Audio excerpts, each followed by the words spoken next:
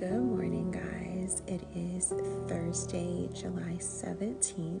I have been debating, going back and forth with doing this series.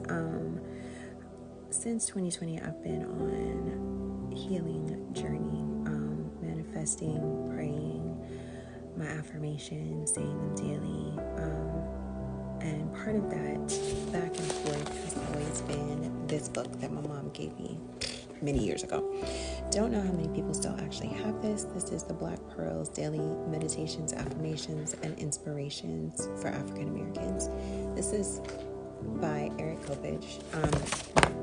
And every day there is a quote, an action, something for you to ponder on. And it's weird because today is the perfect day to start because it is self-love, is today's manifestation. The quote, some of the quotes are by famous people, and then it just goes into depth about like what we feel. So I'm gonna read it and then we'll talk. So, long tresses down to the floor can be beautiful if you have that, but learn to love what you have. And that was by Anita Baker. How often do we smile when we look in the mirror? Frequently, we're too busy focusing on the flaws we find. What a shame we don't learn to love ourselves the way we are. We talk about our imperfections, thereby assuming that there is such a thing as perfect beauty.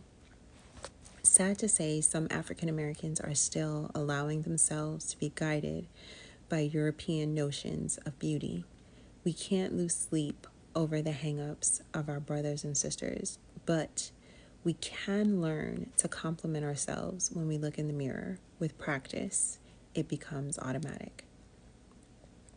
It is so important to practice self-love, to love ourselves, to know your flaws, but understand that that is a part of your perfection.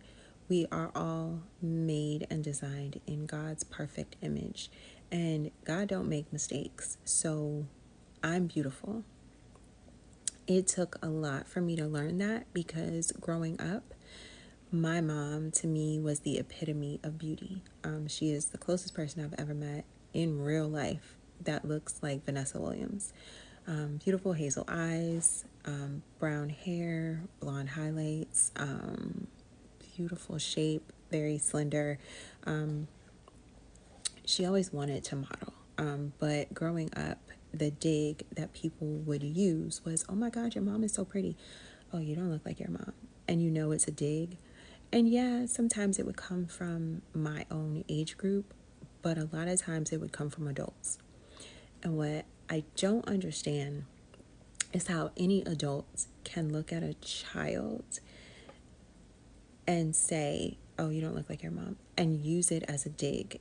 What I found as I got older and really self-journey of me is that wasn't about me. It was about them and their own insecurities. My mom always told me, you're beautiful. I love your hair. I love your eyes. My hair naturally is like this red brown. When I was first born, my hair was super, super dark, almost looked black, but it wasn't black, just very, very, very dark brown. By the time I was 2, my hair was this beautiful red color. And then as I got older, it darkened out. But now, even now, if I let my hair out in the sun, it turns to this red brown. My eyes shift colors because my mom's eyes are hazel. Hers go from gray to green to brown. Mine just kind of shift in the brown family. So sometimes they're light, sometimes they're dark. Like right now, I think they're kind of dark. But loving yourself, there's nothing wrong with that. Yes, being confident is a good thing. Sometimes people try to use that as a bad thing. There's nothing wrong with being confident, because if I was not confident in the fact that I was beautiful, I would be probably the most insecure girl in the world. Because when I say my whole entire life, that is something that people have tried to use against me. My mom it's funny because my mom, even now, she'll be like, girl, I wish I had your confidence because I don't know where. She's like, I don't know what I did. But you have all the confidence. And I do. Partially because I've been small. I've been big. I'm somewhere in the middle now. I'm medium. But I was beautiful at every size. It doesn't change who I am, what I am. True beauty comes from the inside out. If you're beautiful on the inside and you've done the work, your heart is what makes you beautiful. You're always going to be beautiful for someone. Taking people's criticism onto yourself is not about you. It is about them. It is about whatever it is that they don't like about themselves. And that's fine. It doesn't have to be my cross to bear.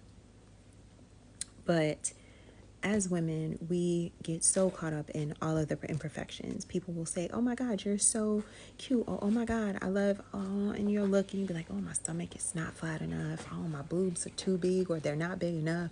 My butt's small. There's always something, right? We're always picking ourselves apart. And it's natural, but we have to learn to truly love ourselves, flaws and all. I can tell you I'm not perfect. To me, I feel like nobody on walking this earth is perfect. The only perfect people are God and Jesus. That's all I got for you. And all I'm trying to do is strive to be the best version of me. And I'm okay with whatever that looks like. Is that going to be a size 0? No. I have no desire to be a size 0. So all the people that are out there that love that, that's great. I love that for you. I was built to have curves, and I like those curves. Self-love is important. You cannot truly engage in loving another until you love yourself.